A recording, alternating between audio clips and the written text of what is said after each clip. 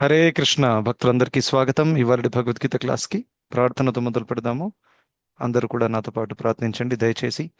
ఇంకా video on చేసి class వినడానికి ప్రయత్నించండి. అందరు కూడా please switch on your videos. I request everyone. ఓం నమో భగవతే వాసుదేవాయ. ఓం నమో భగవతే వాసుదేవాయ. ఓం నమో భగవతే వాసుదేవాయ. ఓం అజ్ఞానతిమిరాంధస్య జ్ఞానాంజనశలాకయా చక్షురున్మిళితం యేన తస్మై శ్రీగురవే నమః. నమో విష్ణుపాదాయ కృష్ణప్రేష్ఠాయ భూతలే శ్రీమతే భక్తివేదాంత స్వామిన్నితి నామినే. నమస్తే సారస్వతే దేవే గౌరవాణి ప్రచారిణే निर्विशेषशून्यवादी पाश्चात्यदेशतारिणे. जय श्री कृष्ण चैतन्य प्रभु नित्यानंद श्री अद्वैत गदाधर श्रीवासादि गौरभक्तवृंद. हरे कृष्ण कृष्ण कृष्ण हरे हरे हरे राम राम राम हरे हरे. హరే కృష్ణ భక్తులందరికీ స్వాగతం ఇవాళ భగవద్గీత క్లాస్కి. సో ఇప్పటిదాకా మనము 11 అధ్యాయాలు సమాప్తం చేశాము గత 4 సంవత్సరాలలో. So very slow. సో ఇప్పుడు 12వ అధ్యాయం మనం స్టార్ట్ చేస్తున్నాం ఇవాళ. సో 12వ అధ్యాయం పేరు భక్తి యోగ. సో ఒక రకంగా చెప్పాలంటే this is the heart of the Bhagavad Gita, right? ఎందుకంటే భక్తి అనేది యాక్చువల్గా భగవద్గీత యొక్క సారం. ఆల్దో కృష్ణుడు భగవద్గీతలో అనేక విషయాలు చెప్పారు, కర్మయోగము, జ్ఞానయోగము, ధ్యాన యోగము, ఇవన్నీ కూడా. కానీ ఆఖరికి కృష్ణుడి మెయిన్ ఉద్దేశం ఏంటి అర్జునుడికి చెప్పడము? సర్వధర్మాన్ పరిత్యజ్య మామేకం శరణం వ్రజ. సో నేను అనేక విషయాలు చెప్పాను, కానీ నీ ఇప్పుడు చేయాల్సిన విషయం ఏంటంటే నా శరణాగతి నువ్వు తీసుకోవాలి. భగవంతుడి శరణాగతి తీసుకోవడం అంటే ఏంటి? దాన్నే భక్తి అంటారు. సో భక్తి అంటేనే ఒక స్వామి, ఒక సేవకుడు ఉండాలి. ఒప్పుకుంటారా? స్వామి ఇంకా సేవకుడు లేకపోతే భక్తి సాధ్యము కాదు. నేనే భగవంతుణ్ణి అని అనుకుంటే అది భక్తి కాదు. అవును. సో ఆ విధంగా భగవంతుడు స్వామి, మనందరం వారి యొక్క సేవకులం. ఇంకా ఈ భక్తి చేయడం అనేది ఇది జీవాత్మకి చాలా సహజమైనటువంటి ఒక స్వభావం. ఇప్పుడు ఈ భౌతిక జగత్తులో ఉన్నందువల్ల, మాయా ప్రభావం వల్ల ఆ యొక్క స్వభావం అనేది కప్పబడిపోయింది. సో అందుకనే భక్తి స్వభావాన్ని మనలో నుండి బయటికి తీసుకురావాలంటే యాక్చువల్గా ఆ మాయా ప్రభావాన్ని తగ్గించడం అన్నమాట. ఒక రకంగా చూస్తే you don't have to add anything new, you just have to remove the covering అని అంటారు. ఆ కవరింగ్ రిమూవ్ చేయడానికే మనకి శ్రవణం, కీర్తనం ఇవన్నీ కూడా చేయాల్సి వస్తుంది. ఉం. ఇంకా మనకి ప్రభుపాదుల వారు ఒక కోట్ చేస్తూ ఉంటారు, నిత్య సిద్ధ కృష్ణ ప్రేమ సాధ్యకెబునాయి శ్రవణాధి శుద్ధ చిత్తే కరయ ఉదాయి అని చైతన్య చరితామృతంలో వస్తుందన్నమాట. నిత్య సిద్ధ కృష్ణ ప్రేమ, ఈ కృష్ణ ప్రేమ భక్తి ఇది అందరి హృదయాలలో నిత్యముగా ఉంటుంది. ఇది ఎక్స్ట్రా యాడ్ చేయాల్సిన అవసరం, దీనికి శాస్త్ర ప్రమాణం చెప్తున్నాను అనమాట. నేను ఇప్పటిదాకా చెప్పిన దానికి ఇది ముందు నుంచి అందరిలో ఉంటుంది. దాని అర్థం ఏంటంటే మనం ఈ లోకంలో ఒక చాలా చాలా పాపాత్ముడిని చూసినా కానీ ఒక విషయం గుర్తుపెట్టుకోవాలి, ఆ వ్యక్తి కూడా శుద్ధ భక్తుడే యాక్చువల్గా. కానీ ప్రస్తుతం పాప ప్రవృత్తికి గురయ్యాడు. చూడండి, ఇటువంటి విజన్ ఉంటే మనం ఎవరిని కూడా ద్వేషించం యాక్చువల్గా. ప్రహ్లాదుడు తను చూస్తున్నాడు వారి నాన్నగారిని ఎంతటి పాపాలు చేస్తున్నారు, కానీ ఎప్పుడు కూడా తన ద్వేషం అనిపించలేదు. బికాస్ ఈ క్లియర్లీ నోస్ ఆ హిరణ్యకశిపుడు కూడా భగవంతుడి యొక్క అంశమే. మమ ఈ వాంశో జీవలోకే జీవభూత సనాతన. ఎలా ద్వేషించవచ్చు భగవంతుడి అంశాన్ని? మరి భగవంతుడి అంశం అయితే ఇలా ప్రవర్తిస్తున్నాడేంటి? ఎస్, మాయా ప్రభావం వల్ల. కామ, క్రోధ, లోభ, మోహ, మదమత్సరములకు గురైనటువంటి వ్యక్తి తను మర్చిపోతాడనమాట తన అసలైన స్వభావం ఏంటి అనేది. ఇంకా భౌతిక ఆసక్తులు పెంపొందించుకుంటాడు. నా కుటుంబము, నా ఇల్లు, మా వాళ్ళు, నా దేశము, నా జాతి, ఇవన్నీ వచ్చేస్తాయి. కొత్త కొత్త కవరింగ్స్ అన్నీ వచ్చేస్తాయి. సో ఈ సాధన భక్తి ద్వారా ఈ కవరింగ్స్ అన్ని తొలగించడం అన్నమాట. అవునా?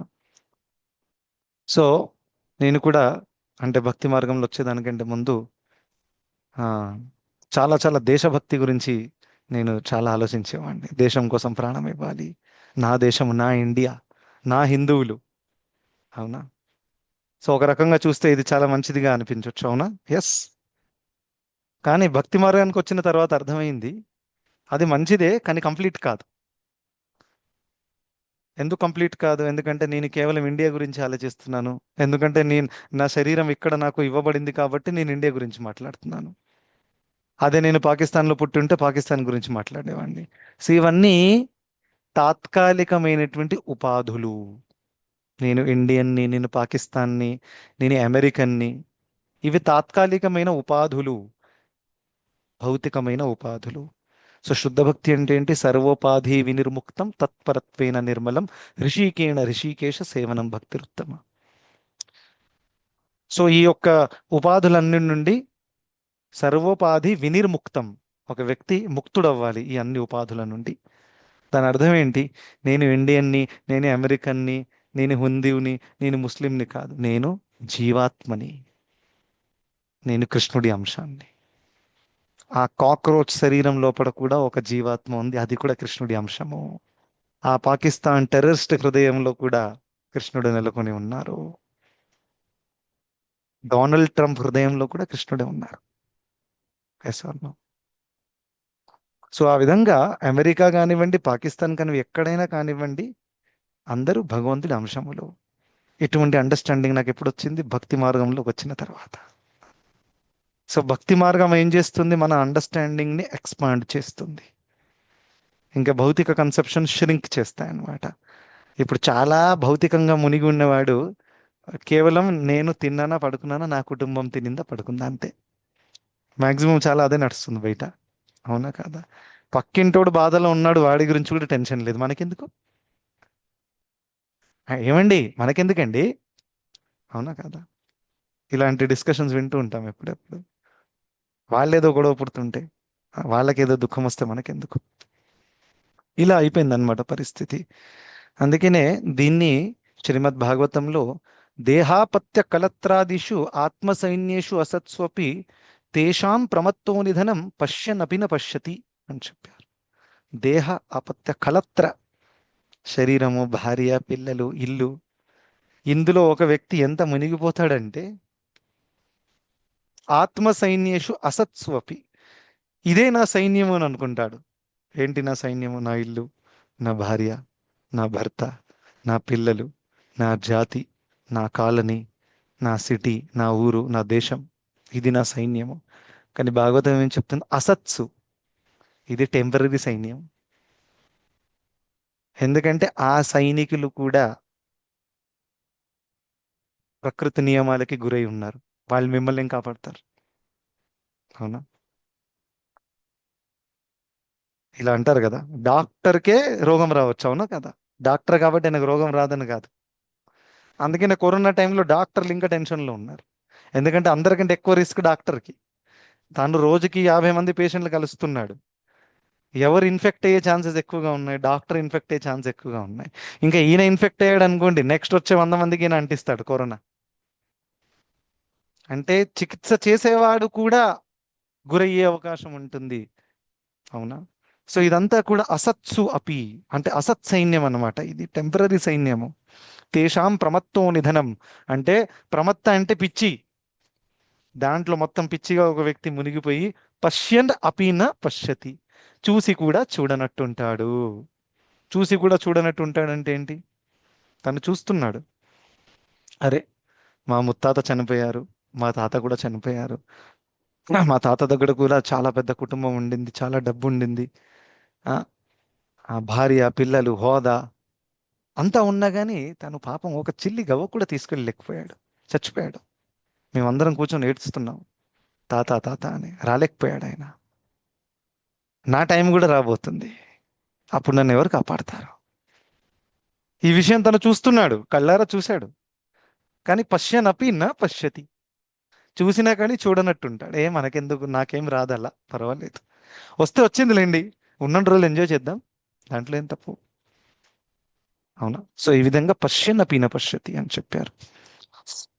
సో ఎనీవే, ఇప్పుడు భగవద్గీతలో 12వ అధ్యాయము భక్తి యోగము గురించి మనం చర్చిస్తాం. చాలా చాలా ఇంట్రెస్టింగ్ టాపిక్, చాలా interesting chapter. It is the heart of Bhagavad Gita. నేను చెప్పిన పాయింట్ ఏంటంటే, కృష్ణుడు ఏం చెప్పదలుచుకున్నాడు అర్జునుడికి? సర్వధర్మాన్ పరిత్యజ్య మామేకం నా శరణాగతి తీసుకో, మిగతా ఏది ఎక్కువగా కాంప్లికేట్ చేసుకోవద్దు. సో జనరల్గా నేను కూడా నా పర్సనల్ లైఫ్లో ఎప్పుడైనా కాంప్లికేషన్స్ వస్తే, డిఫికల్ట్ సిచ్యువేషన్స్ వస్తే, సో వన్ షార్ట్ ఫార్ములా ఏంటి? Take shelter of Krishna. దాని అర్థం ఏంటి? మనకి ఇమీడియట్గా బహుశా క్లారిటీ రాకపోవచ్చు, ఏది మంచిది, ఏది చేస్తే మంచిది, ఇలాంటి సిచ్యువేషన్కి రెస్పాండ్ అవ్వాలని అవ్వకూడదా, అవన్నీ బహుశా మనకు ఫుల్ క్లారిటీ ఇమీడియట్గా రాకపోవచ్చు. కానీ ఒకటి మాత్రం ఉంది, మనశ్శాంతి వస్తుంది ఒకవేళ కృష్ణుడి ఆశ్రయాన్ని తీసుకుంటే. క్లారిటీ లేకపోయినా you will feel very happy, you will feel very sheltered. ఆశ్రయింపబడతాం మనం ఒకవేళ కృష్ణుని ఆశ్రయాన్ని తీసుకుంటే. అప్పుడు ఎటువంటి పరిస్థితి అయినా కానీ అప్పుడు మనం ఒక కూల్ హెడ్తో ఆలోచించగలుగుతాం. అవునా? ప్రహ్లాదుడు ఎంత కూల్గా ఉన్నారు, ఆయన కంటే కూల్ వ్యక్తి లేరు ఈ లోకంలో. అందరు కూడా ఈ లోకంలో అందరు కూల్ అవ్వాలనుకుంటారు. You should look very cool, ఇలా ఇలా డ్రెస్సింగ్ చేస్తారు అవన్నీ కూడా. Externally you might look cool, but internally you are a fool. So therefore the point is you have to become cool internally. So ప్రహ్లాదుడి లాగా, right? So ఆ విధంగా devotees ఎప్పుడు కూడా ఇంటర్నల్గా కూల్గా ఉంటారు. సో ఒక డివోటీ చెప్తున్నారు అనమాట, ఆ devotees head should be like ice factory and mouth should be like sugar factory. So నోటితో తీయగా మాట్లాడడము, ఇంకా తన హెడ్ అంటే తన మనసు, ఆలోచన విధానం ఐస్ ఫ్యాక్టరీ లాగా ఉండాలి. It should always be very very cool, because there is no real reason to get agitated. So therefore we should always have control over our emotions, our words, and you should always think that Krishna has a plan. Right? So ఆ విధంగా ఈ 12వ అధ్యాయంలో భక్తి యోగ మహాత్మ్యం మనం తెలుసుకుంటాం. చిన్న అధ్యాయము. ఇప్పుడు 11వ అధ్యాయానికి దీనికి లింక్ ఏంటి అనేది చర్చించి మనం ఒక కొన్ని శ్లోకాలు తీసుకుందాం. సో 11వ అధ్యాయంలో కృష్ణుడు విశ్వరూపాన్ని చూపించారు. రైట్? సో మాక్సిమం మీరు చూస్తే 11వ అధ్యాయంలో మాక్సిమం కాంటెంట్ ఏముంది? విశ్వరూపం ఎంత భయంకరంగా ఉందో దాని గురించే ఉంది ఎక్కువగా. మీరు చూడండి ఎక్కడైనా కానీ, సంజీవుడు అదే ఎక్స్ప్లెయిన్ చేశారు, కృష్ణుడు కూడా అదే ఎక్స్ప్లెయిన్ చేశారు, అర్జునుడు చూసి మళ్ళీ అదే చెప్తున్నాడు. అవునా కదా? లాస్ట్లో ఒక 2 ముక్కలు భక్తి గురించి చెప్పారు అంతే, చాలా తక్కువ. భక్త్యా త్వనన్య శక్య అదొకటి చెప్పారు, మత్కర్మ కృత్ మత్పరమో అది కూడా చెప్పారు. కానీ దానికంటే ముందు అంతా కూడా విశ్వరూపం ఎంత అద్భుతమైనది, ఎంత ఆశ్చర్యాన్ని కలిగించేటటువంటిది, ఎంత గొప్ప అది కూడా తెలిసింది. ఎంత గొప్ప విశ్వరూపం, ఎందుకంటే దానికి స్టార్టింగ్ కనిపించట్లేదు, ఎండ్ కనిపించట్లేదు, ఆది లేదు, అంతము లేదు, మధ్యము లేదు, ఎక్కడ చూసినా అంతే ఉంది, సర్వవ్యాప్తమై ఉంది. సో ఇదంతా విన్న తర్వాత ఆ అర్జునుడు ఒక ప్రశ్న అడుగుతారనమాట. ఎందుకంటే ఒక విషయం మాత్రం క్లియర్ అయింది, అంత గొప్ప విశ్వరూపం అంత గొప్ప అయినప్పటికీ కృష్ణుడి శ్యామ సుందర రూపాన్ని దర్శించడం ఇంకా దుర్లభం, అది ఇంకా గొప్పది. ఎందుకంటే కృష్ణుడి శ్యామసుందర రూపము అది ఆధ్యాత్మికమైన రూపము, ఆధ్యాత్మిక జగత్తులో శాశ్వతంగా ఉంటుంది. కానీ ఈ విశ్వరూపం ఏదైతే ఉంటుందో ఇది భౌతిక జగత్తులో తాత్కాలికంగా ఉంటుంది. సో అర్జునుడికి ఆ క్లారిటీ ఉంది. సో తను అనుకున్నాడు, ఎందుకంటే మీకు ఇంకోటి తెలుసు, ప్రభుపాదుల వారు ఒక మంచి పాయింట్ రాశారు, ఈ లింక్ మంచిగా అర్థం చేసుకోండి. ప్రభుపాదుల వారు ఇంకో పాయింట్ రాశారు, మీరు ఎవరైనా చెప్పగలుగుతారా? నేను హింట్ ఇస్తాను. మీరు ఏదైతే కృష్ణుడితో చేయగలుగుతారో అది మీరు విశ్వరూపంతో చేయరాదు. ఏంటది?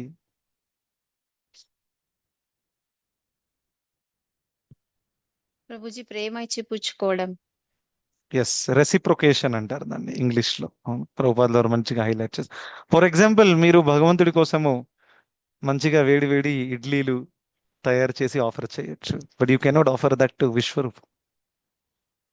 ఎందుకంటే విశ్వరూపము భగవంతుడి యొక్క ఐశ్వర్యాన్ని ప్రదర్శిస్తుంది, భగవంతుడు ఎంత గొప్పవాడు అనేది. కరెక్ట్? సో భగవంతుడు ప్రేమ ఇచ్చిపుచ్చుకునేవాడు అనేది విశ్వరూపంతో మీరు చేయరాదు. ఎందుకంటే అందులో ప్రేమ భావం లేదు, అందులో ఐశ్వర్య భావం ఉంది.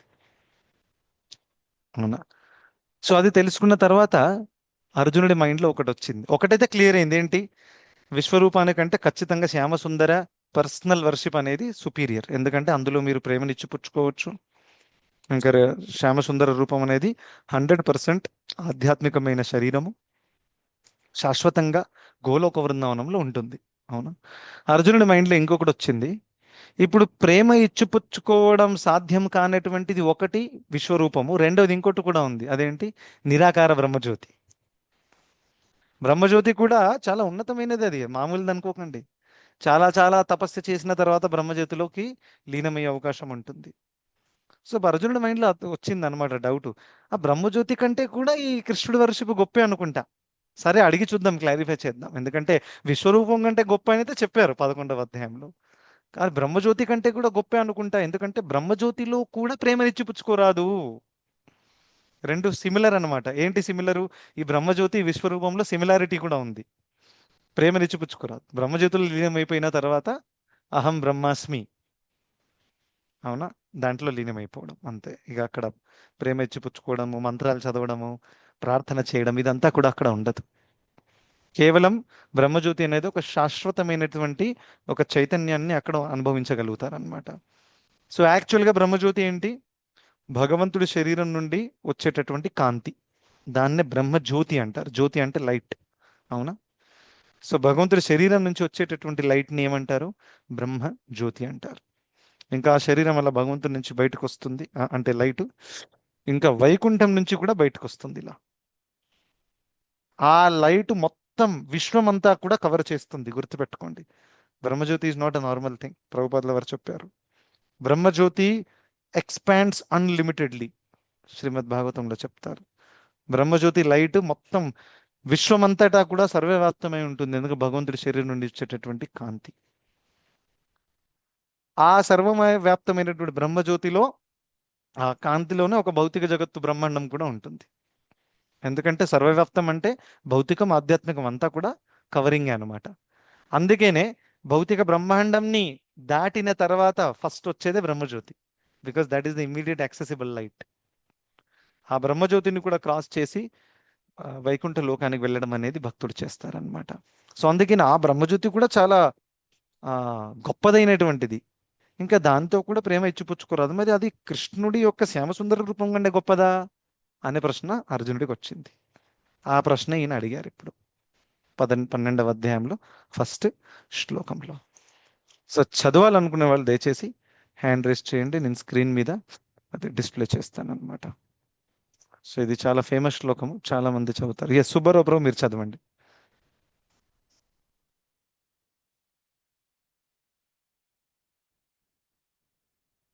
హరే కృష్ణ ప్రభుజీ, దండవత్ ప్రణామం. దండవత్ ప్రణామం. హరే కృష్ణ.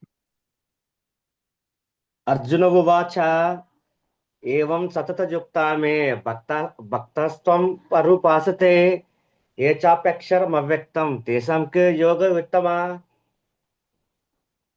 అనువాదం చదవండి ప్రభు. యా.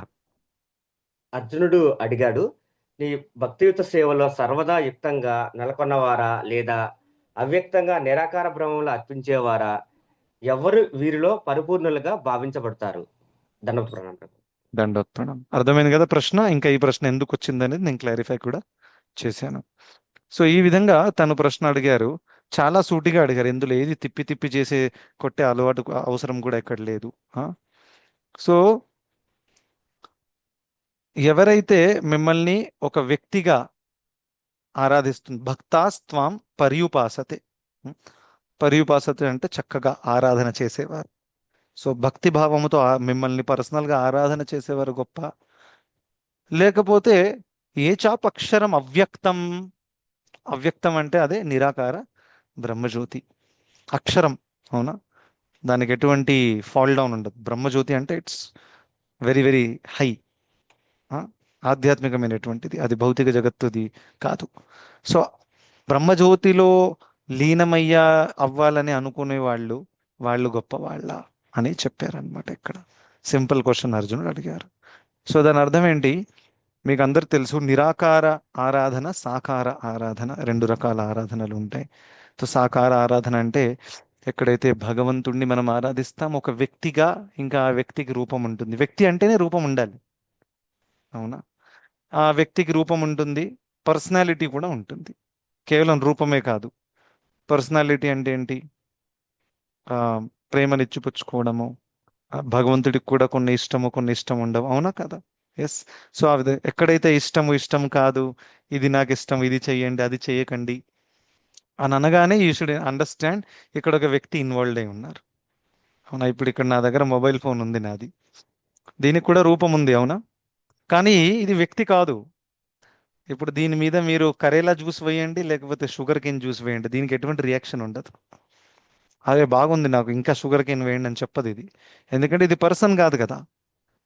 అదే నా నోటిలో మీరు కరేలా జ్యూస్ వేస్తే బహుశా ఉమ్మేస్తాను, షుగర్ కేన్ జ్యూస్ వేస్తే తాగుతాను, ఇంకా ఇవ్వండి అంటాను, అవును? ఎందుకంటే నా ఆత్మ ఉంటేనే ఒక వ్యక్తి ఉంటారు, చాలా క్లియర్ అన్నమాట. అదే డెడ్ బాడీ నోట్లో వేయండి, అక్కడి నుంచి రియాక్షన్ రాదు, ఎందుకంటే అందులో ఆత్మ లేరు కాబట్టి. So personality comes from soul, it doesn't come from matter. ఒక పెద్ద రాయికి కూడా రూపం ఉంది, ఒప్పుకుంటారు? కానీ రాయిలో ఫీలింగ్స్ లేవు, ఎందుకంటే అందులో ఆత్మ లేదు కాబట్టి. ఒక డెడ్ బాడీకి కూడా రూపం ఉంది, కానీ అందులో ఆత్మ లేదు కాబట్టి దానికి కూడా ఫీలింగ్స్ లేవు. ఎక్కడైతే ఆత్మ ఉంటుందో అక్కడ ఫీలింగ్స్ ఉంటాయి. మరి ఆత్మకి ఫీలింగ్స్ ఉన్నప్పుడు లాజికల్గా పరమాత్మకి ఫీలింగ్స్ ఉండవా అండి? ఆలోచించండి. ఆ భగవంతుడికి ఫీలింగ్స్ లేవా? సో ఈ నిరాకారవాదులు భగవంతుడికి ఫీలింగ్స్ లేవు, తను బ్రహ్మజ్యోతి అని అనుకుంటారన్నమాట. మరి మనం అక్కడి నుంచి వచ్చాము, నాలో ఫీలింగ్స్ ఉన్నాయి, ఇంక నేను వచ్చిన స్తోత్రంలో ఫీలింగ్స్ లేవా? అది లాజికల్గా లేదు కదా, అవునా కదా? నేను ఒక వ్యక్తిని, మరి మా నాన్న కూడా ఒక వ్యక్తి అయి ఉండాలి, నేను ట్యూబ్లైట్లో నుంచి పుట్టలేదు కదా, అవునా కదా? ట్యూబ్లైట్లో నుంచి లైట్ వస్తుంది, ట్యూబ్లైట్లో నుంచి వేరే ట్యూబ్లైట్ రాదు, అవునా? ట్యూబ్లైట్లో నుంచి మనిషి రాడు, మనిషి వచ్చాడంటే ఒక మనిషి నుంచే వచ్చి ఉంటారు, అవునా? ఒక వ్యక్తి ఒక వేరే వ్యక్తి నుంచి వస్తారు, it is very logical, right? So అదే విధంగా, కానీ నిరాకార బ్రహ్మజ్యోతి ఆరాధన చేయడము, దాంట్లో ధ్యానము చేసి లీనం అవ్వాలనుకోవడం కూడా అది తప్పు కాదు. కృష్ణుడు అక్కడ తప్పని చెప్పలేదు, అదేం చెప్పారు? అది పరిపూర్ణము కాదు అని చెప్పారు, గుర్తుపెట్టుకోండి. సుఖదేవ్ గోస్వామి కూడా భాగవతం వినేదానికంటే ముందు తను నిరాకారవాదుడు, భాగవతోత్తముడు సుఖదేవ్ గోస్వామి. అంటే భాగవతం వినేదానికంటే ముందు నిరాకారవాదుడు, తన బ్రహ్మజ్యోతులు లీనమైపోయి అలా తిరుగుతున్నారు అక్కడ, ఇంటిని వదిలేసి వెళ్ళిపోయారు. తర్వాత వాళ్ళ నాన్నగారు పిలిపించి భాగవతం చెప్పిన తర్వాత ఆ నిరాకారవాదుడు సాకారవాదుడు అయిపోయాడు.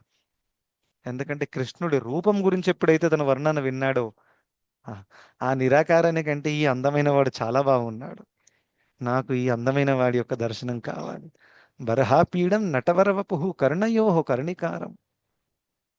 ఆ అందం యొక్క వర్ణన వింటేనే ఆకర్షణ కలిగితే ఆ అందాన్ని చూశాడనుకోండి, తట్టుకోలేకపోతారు, అవునా? సో అందుకనే మనం చూస్తే, ఈవెన్ ఇఫ్ యు టేక్ చతుష్కుమారులు కూడా, వాళ్ళు కూడా నిరాకారవాదులు. ఆ, మొత్తం బ్రహ్మజ్యోతుల్లో లీనమైపోయారు. బ్రహ్మదేవుడు సృష్టి చేస్తున్నప్పుడు మొట్టమొదటిగా సృష్టించింది చతుష్కుమారులని. చతుష్కుమారులు మానసపుత్రులు అనమాట. Brahma created Chatushkumar through his mind, mind నుంచి ఉద్భవించారు కాబట్టి మానసపుత్రులు. ఫర్ ఎగ్జాంపుల్ బ్రహ్మదేవుడి కోపం నుండి ఉద్భవించారు రుద్ర, అందుకని రుద్ర అని పేరు వచ్చిందనమాట. రౌద్రం ఉంది కాబట్టి రుద్ర, అవునా? రౌద్రం అంటే కోపం, అవునా? ఎస్. సో ఆ విధంగా ఆ చతుష్కుమార్లకు చెప్పారు, బ్రహ్మదేవుడికి ఏం ప్రాజెక్ట్ ఇచ్చారు? మీరు సృష్టి చేసి పాపులేషన్ పెంచాలి, అవునా? ప్రజల ఉత్పత్తి చేయాలి, ఎందుకంటే ఎంతో మంది జీవాత్మలు వెయిటింగ్ లిస్ట్లో ఉన్నారు అక్కడ, ఈ భౌతిక జగత్తుకి వాళ్ళు రావాలి.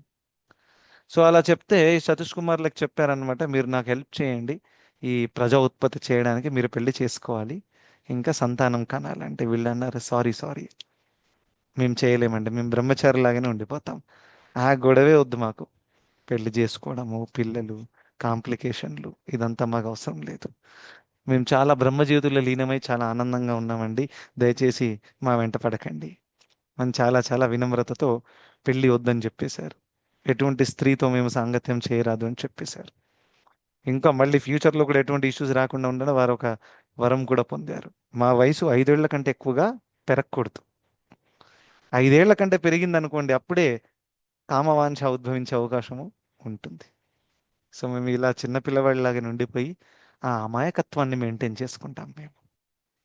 ఆ విధంగా వాళ్ళు వెళ్ళిపోయారు. ఇక బ్రహ్మదేవుడు చాలా డిసప్పాయింట్ అయ్యారు. అరే, వీళ్ళని సృష్టించిందే నాకు హెల్ప్ చేయడానికి వీళ్ళు రాలేదు. సో ఆ విధంగా తర్వాత బ్రహ్మదేవుడు ఆఖరికి ప్రజాపతులను సృష్టిస్తారు. దక్ష ప్రజాపతి కానివ్వండి, కర్దం ముని, వీళ్ళందరూ వస్తారు. వీళ్ళందరూ మంచిగా పెళ్లి చేసుకుని సంతానము ఉత్పత్తి చేశారు. దాని ద్వారా పాపులేషన్ అంతా క్రియేట్ అయింది. మనందరం కూడా అదే లైన్లో నుంచి వచ్చాం. సో ఎప్పుడైతే మీరు చూస్తారో, చిన్నప్పుడు నేను చాలా ఆలోచించేవాడిని, మా నాన్న వాళ్ళ నాన్న వాళ్ళ నాన్న వాళ్ళ అసలు ఫస్ట్ ఎవరు? మరి మా నాన్నని అడిగితే ఆయన అంటున్నారు, నా తాత తర్వాత నాకు ఎవరు తెలియదు అంటున్నాడు. మరి ఈ ఇన్ఫర్మేషన్ ఎక్కడి నుంచి వస్తుంది నాకు తెలియదు. ఫస్ట్ ఎక్కడి నుంచి వచ్చాం మనం? ఫస్ట్ ఒకరు ఉండాలి కదా. గాల్లో నుంచి వచ్చామా? అలా కాదు కదా. సో దాని ఆన్సర్ నాకు భగవద్గీతలో దొరికింది. ఆ ఫస్ట్ ఎవరు? బ్రహ్మదేవుడు యాక్చువల్గా. అక్కడి నుంచే మనం అందరం కూడా వచ్చామన్నమాట. అలా. సో ఇదంతా ఎందుకు చెప్పాను నేను? ఎందుకంటే ఈ చతుష్కుమారులు కానివ్వండి, సుఖదేవ్ గోస్వామి కానివ్వండి, వీళ్ళందరూ కూడా స్టార్టింగ్లో నిరాకార బ్రహ్మంలో లీనమయ్యనే వాళ్ళే, ఉన్నత స్థాయిలో ఉన్నవాళ్ళు. కానీ తర్వాత వాళ్ళు భక్తి మార్గానికి వచ్చారు భక్తుల సాంగత్యం వల్ల. సో శ్రీమద్ భాగవతం శ్లోకాలు విని వ్యాసదేవుడి దగ్గర బోధన తీసుకుని సుఖదేవ్ గోస్వామి భాగవతోత్తముడయ్యాడు.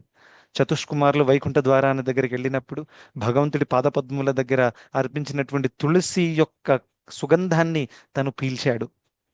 వాళ్ళు నలుగురు కూడా తన్మయత్వంలో మునిగిపోయి విష్ణు పట్ల వాళ్ళకి ఆకర్షణ కలిగి, అదే సీన్లో ఈ జై విజయులకు శాపం తగలడము, ఇంకా హిరణ్యకశిపు హిరణ్యాక్ష రావడం, ఇదంతా కూడా స్టార్ట్ అయిందనమాట. What a wonderful history is C.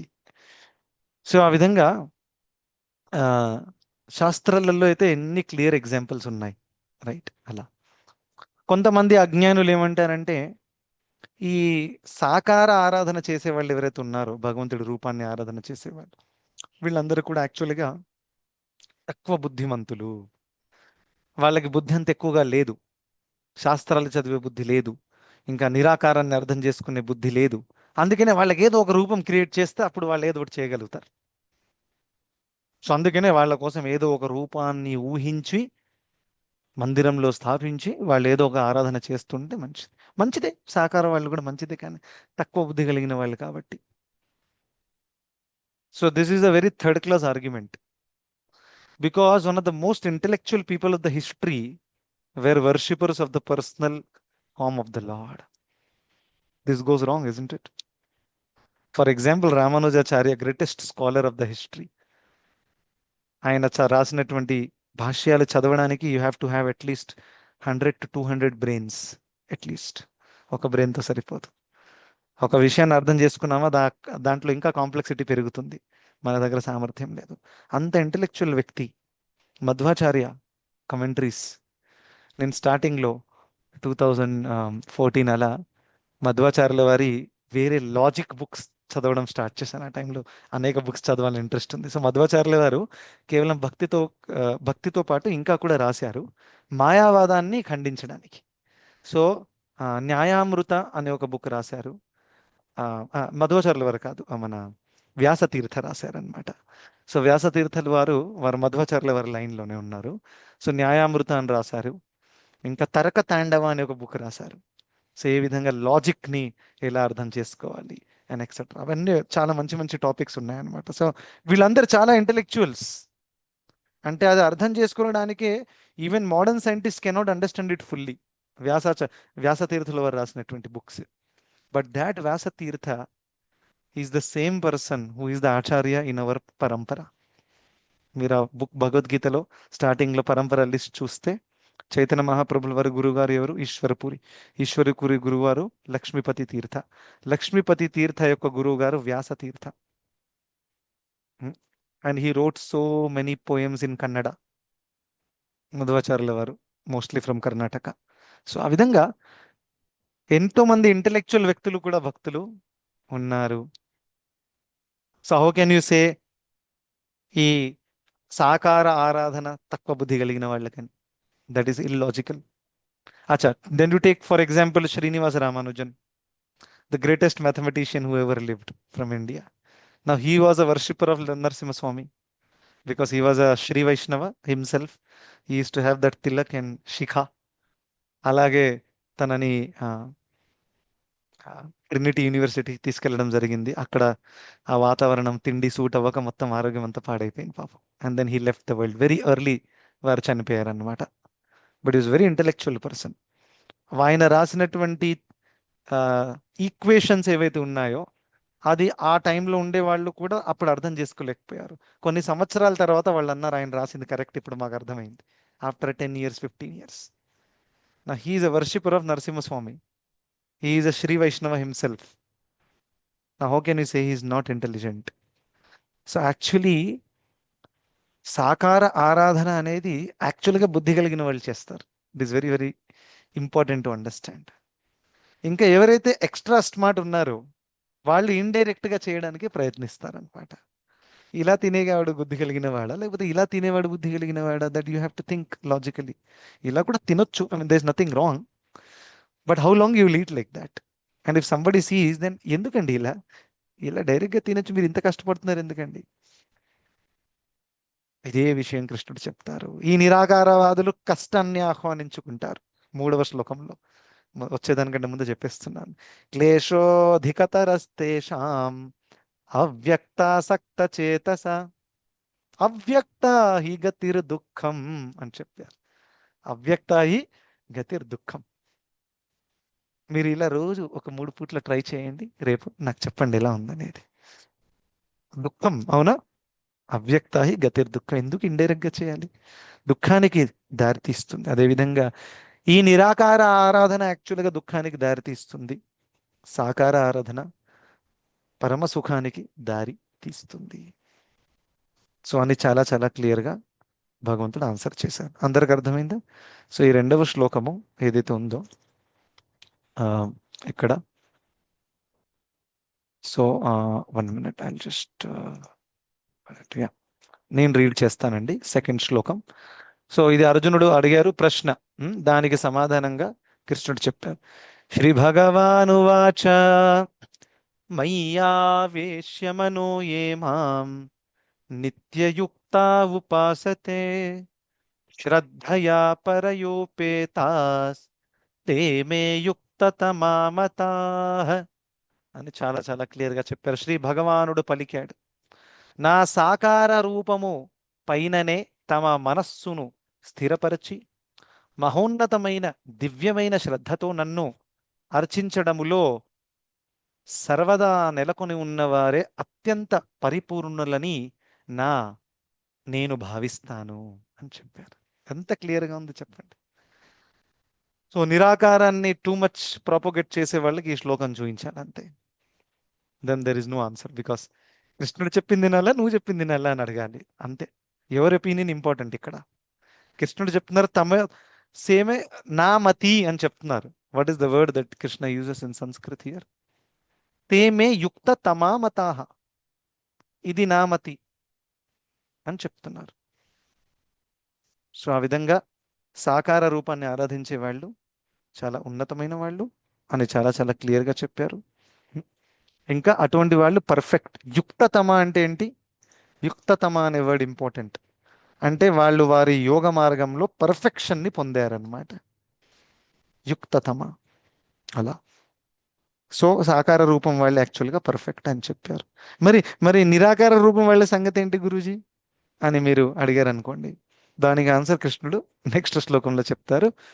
అయితే ఆ శ్లోకం మనం రేపటి క్లాస్లో చూద్దాం. అందరికీ ధన్యవాదాలు. హరే కృష్ణ. సో రేపటి క్లాస్లో కలుద్దాం. మీరు ఈ శ్లోకాలు మంచిగా చదవండి, ఆలోచించండి. ప్రశ్నలు ఏమన్నా ఉంటే రేపటి క్లాస్లో తీసుకుంటా.